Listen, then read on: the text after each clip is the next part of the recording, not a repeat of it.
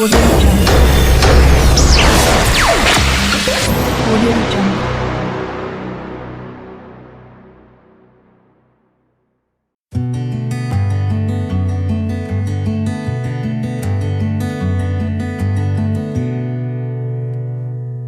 வணக்கம் நண்பர்களே, தமிழ் டாப் செய்யார் YouTube channel மூலமாக உங்களை சந்திப்பதில் மகிழ்ச்சி அடைகிறேன். தொடர்ந்து வீடியோ பாருங்க, லைக் பண்ணுங்க, ஷேர் பண்ணுங்க, சப்ஸ்கிரைப் பண்ணுங்க. இன்றைய வேத வசனத்தை தியானிக்க போகிறோம். வாங்க தியானிக்க போகலாம். கிறிஸ்துவுக்குள் மிகவும் பிரியமானவர்களே, நமது ஆண்டவராகிய இயேசு கிறிஸ்துவின் நாமத்தினால் உங்களை வாழ்த்துகிறோம். Beloved in Christ, we greet you all in the name of our Lord Jesus Christ. 1 கொரிந்தியரின் புத்தகம் 13வது அதிகாரம் 13வது வசனம். The book of 1 Corinthians chapter 13 verse 13. இப்பொழுது விசுவாசம், நம்பிக்கை, அன்பு இம்மூன்றும் நிலைத்திருக்கிறது, இவைகளில் அன்பே பெரியது. And now these three remain, faith, hope and love, but the greatest of these is love. நாம் ஒருவரிடத்தில் அன்பு என்பது என்ன என்று கேட்போமானால், If you ask a person what is love, அவர்கள் சொல்வார்கள் அன்பு என்பது ஒரு வெதுவெதுப்பான உணர்வு என்றும், they will tell you that it is a warm feeling பசுமையான பாசம் என்றும், and it is an evergreen affection நமக்கு நல்ல உணர்வுகளை தருவதும் என்றும் பதிலளிப்பார்கள். and that it gives a good feeling. ஆனால் அன்பு என்பது ஒரு வினை சொல்லாய் இருக்கிறது. But love is a verb. அன்பு ஒரு செயல் வார்த்தையாய் இருக்கிறது. Love is an action. அன்பை செய்கிற செயலினாலே காண முடியுமோ ஒழிய, Love can be seen by a doing action. அன்பை பேசுகிற வார்த்தையினால் நாம் காண முடியாது. You can't see love by a spoken word. 1 யோவான் 3வது அதிகாரம் 18வது வசனத்தை வாசிப்போம் என்றால், If you read the book of 1 John chapter 3 verse 18, என் பிள்ளைகளே, வசனத்தினாலும் நாவினாலும் அல்ல, கிரியினாலும் உண்மையினாலும் அன்பு கூற கடவோம் என்று வேதம் சொல்லுகிறது. it says, Dear children, let us not love with words or tongue, but with action and in truth. நாம் அன்பு கூறுகிறோம் என்று சொல்வது நல்லதுதான். It is good to say that we love, என்றாலும் அன்பு கூறுகிறோம் என்று சொல்லிவிட்டு, but yet if you say I love, நம்முடைய செய்கைகள் அதுக்கு மாறாக இருந்தால், and if your actions are contrary to it, நாம் பொய் சொல்லுகிறோம் என்று அர்த்தமாகிறது. it means that we are lying. அன்பு செயலில் இருக்க வேண்டும், அது காணப்பட வேண்டும் என்று வேதம் சொல்லுகிறது. The Bible tells us that love should be in action and should be seen. 1 கொரிந்தியர் புத்தகம் 14வது அதிகாரம் 1வது வசனத்தை வாசிப்போம் என்றால், If you read the book of 1 Corinthians chapter 14 verse 1, அன்பை நாடுங்கள், ஞான வரங்களை விரும்புங்கள், விசேஷமாய் தீர்க்கதரிசன வரத்தை விரும்புங்கள் என்று சொல்லுகிறது. it says, Follow the gift of love and eagerly desire spiritual gifts, especially the gift of prophecy. அன்பை நாட வேண்டும் என்று வேதம் சொல்லுகிறது. The Bible tells us to follow the way of love. அதாவது அன்பை நாம் பின்தொடர வேண்டும், அதை தேட வேண்டும், அதை நம்முடைய வாழ்வின் முக்கிய குறிக்கோள் ஆக்கிக் கொள்ள வேண்டும் என்று வேதம் சொல்லுகிறது. The Bible tells us that we should seek love, we should eagerly desire love, and we should make it our highest goal. இந்த பூலோக வாழ்விற்கு பின்பு, After our earthly life, இந்த பூமியிலிருந்து நாம் எடுத்து செல்வது இந்த அன்பு மாத்திரமே. all that we take with us is only love. நம்முடைய செல்வம், அழகு, பணம், பதவி இவைகளில் ஒன்றையும் நாம் எடுத்து செல்ல முடியாது.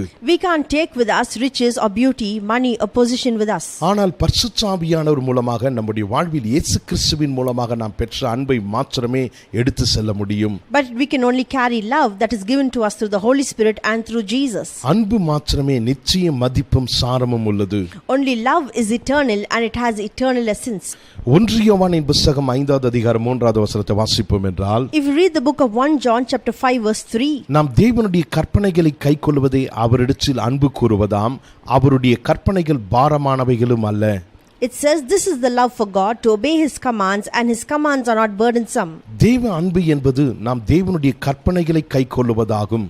To love the Lord is to obey His commands. 2 யோவானின் புத்தகம் 1வது அதிகாரம் 6வது வசனத்தை வாசிப்போம் என்றால், If you read the book of 2 John chapter 1 verse 6, நாம் அவருடைய கற்பனைகளின்படி நடப்பதே அன்பு, நீங்கள் ஆதி முதல் கேட்டிருக்கிறபடி நடந்து கொள்ள வேண்டிய கற்பனை இதுவே. it says, And this is love, that we walk in obedience to His command. As we have heard from the beginning, His command is to walk in love. அன்பு என்பது நாம் தேவனுடைய கோட்பாடுகளில், கட்டளைகளில் நடப்பது என்று வேதம் சொல்லுகிறது. The Bible tells us that love is an obligation and a command to walk in it. ரோமருக்கு எழுதின நிருபம் 13வது அதிகாரம் 8வது வசனத்தை வாசிப்போம் என்றால், If you read the book of Romans chapter 13 verse 8, ஒருவரிடத்தில் ஒருவர் அன்பு கூறுகிற கடனே அல்லாமல் மற்றொன்றிலும் ஒருவருக்கும் கடன்படாதிருங்கள், பிறனிடத்தில் அன்பு கூறுகிறவன் நியாயப்பிரமாணத்தை நிறைவேற்றுகிறான் என்று வேதம் சொல்லுகிறது. Let no debt remain outstanding except the continuing debt to love one another, for he who loves his fellow man has fulfilled the command. ரோமருக்கு எழுதின நிருபம் 13வது அதிகாரம் 10வது வசனத்தை வாசிப்போம் என்றால், If you read the book of Romans chapter 13 verse 10, அன்பானது பிறனுக்கு பொல்லாங்கு செய்யாது, ஆதலால் அன்பு நியாயப்பிரமாணத்தை நிறைவேற்றுதலாய் இருக்கிறது. it says love does no harm to his neighbor, therefore love is the fulfillment of the law. அன்பு ஒருவருக்கும் பொல்லாங்கு செய்யாது, அன்பு கூறுகிறவன் நியாயப்பிரமாணத்தை நிறைவேற்றுகிறான் என்று வேதம் சொல்கிறது. Love does no wrong to others, so love fulfills the requirements of God's law. நாம் தேவனுடைய கோட்பாடுகளில் நடக்கும்போது அன்பில் நடக்கிறோம் என்று வேதம் சொல்கிறது. It means when we walk in love, we fulfill the law. அன்பு நீடி சாந்தமும் தயவும் உள்ளது என்று வேதம் சொல்கிறது. The Bible tells us that love is long suffering and patient. அதன் அர்த்தம் என்னவென்றால், அன்பு கொடுப்பது, சுயநலம் இல்லாதது, மற்றவருடைய நலனை கருதுவது என்பதாகும். Which means love always considers others good, it is selfless and it gives. இதை குறித்து மத்தேயு எழுதின சுவிசேஷம் 7வது அதிகாரம் 12ஆம் வசனத்தில் நமது ஆண்டவராகிய இயேசு கிறிஸ்து இப்படியாக சொல்கிறார். Concerning this, our Lord Jesus says in the Gospel of Matthew chapter 7 verse 12, ஆதலால் மனுஷர் உங்களுக்கு எவைகளை செய்ய வேண்டும் என்று விரும்புகிறீர்களோ அவைகளையே நீங்களும் அவர்களுக்கு செய்யுங்கள், இதுவே நியாயப்பிரமாணமும் தீர்க்கதரிசனமுமாம். do to others whatever you would like them to do to you. This is the essence of all that is taught in the law and the prophets. மனுஷர் உங்களுக்கு எவைகளை செய்ய விரும்புகிறீர்களோ அவைகளை நீங்களும் அவர்களுக்கு செய்யுங்கள் என்று இயேசு சொல்லுகிறார். Jesus tells us to do to others what you would want them to do to you.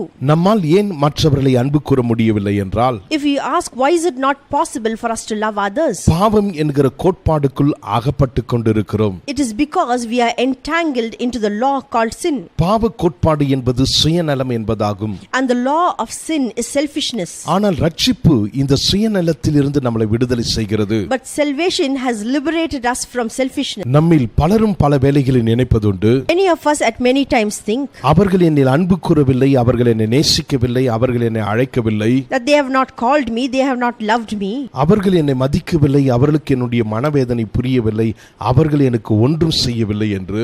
that they have not done anything for me, they don't understand me and they have no regards for me. ஆனால் இயேசு சொல்லுகிறார், மற்றவர்கள் உங்களுக்கு என்ன செய்ய வேண்டும் என்று எதிர்பார்க்கிறீர்களோ But Jesus says whatever you expect others to do to you, இவைகள் எல்லாவற்றையும் நீங்கள் செயலில் காண்பியுங்கள் என்று. you exhibit it through your deeds. அப்பொழுது நீங்கள் எதிர்பார்க்கும் அன்பு அவர்களில் உருவாகும் என்று சொல்லுகிறார். Then the love that you expect from them will be formed within them.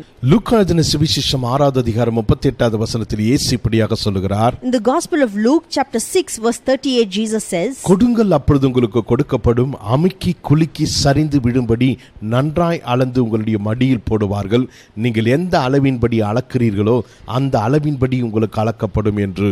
Give and it shall be given to you, a good measure, pressed down, shaken together and running over, it will be poured into your lap, for with the measure you use it will be measured to you.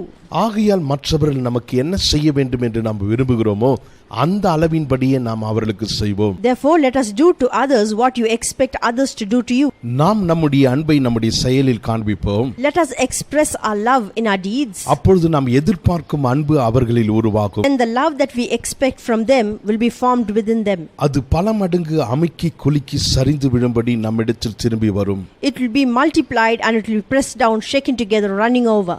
ஆகையால் அன்பை விதைப்போம், அன்பை அறுப்போம். Therefore let us sow love and reap love. கண்களை மூடி ஜெபிப்போமா? Shall we close our eyes in prayer? எங்களை அதிகமாக நேசிக்கிற எங்கள் அன்பின் பரலோக பிதாவே, Our loving heavenly Father, நீர் எங்களோடு கூட பேசி நம்முடைய வார்த்தைக்காக ஸ்தோத்திரிக்கிறோம். we thank you for the word that you have spoken to us. அன்பை குறித்து நீர் கொடுத்த வெளிப்பாட்டிற்காக ஸ்தோத்திரிக்கிறோம். We thank you for giving us a revelation about your love. வசனத்தினாலும் நாவினாலும் அல்ல, கிரியினாலும் உண்மையினாலும் அன்பு கூற வேண்டும் என்ற சத்தியத்திற்காக ஸ்தோத்திரிக்கிறோம். Let us not merely love by word but by action and by truth.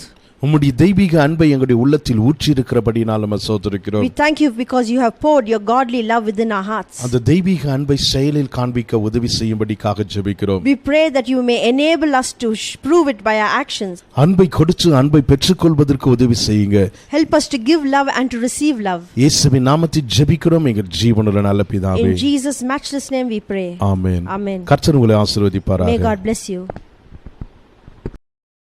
வணக்கம் நண்பர்களே, தமிழ் டாப் செய்ய யூடியூப் சேனல் மூலமாக உங்களை சந்திப்பதில் மகிழ்ச்சி அடைகிறேன். இன்றுதான் புதிதாக சேனலை பார்க்கிறீர்கள் என்றால் சப்ஸ்கிரைப் பண்ணுங்க, லைக் பண்ணுங்க, ஷேர் பண்ணுங்க. தொடர்ந்து சேனலை பாருங்க. தொடர்ந்து வீடியோ பார்த்த அனைவருக்கும் நன்றி.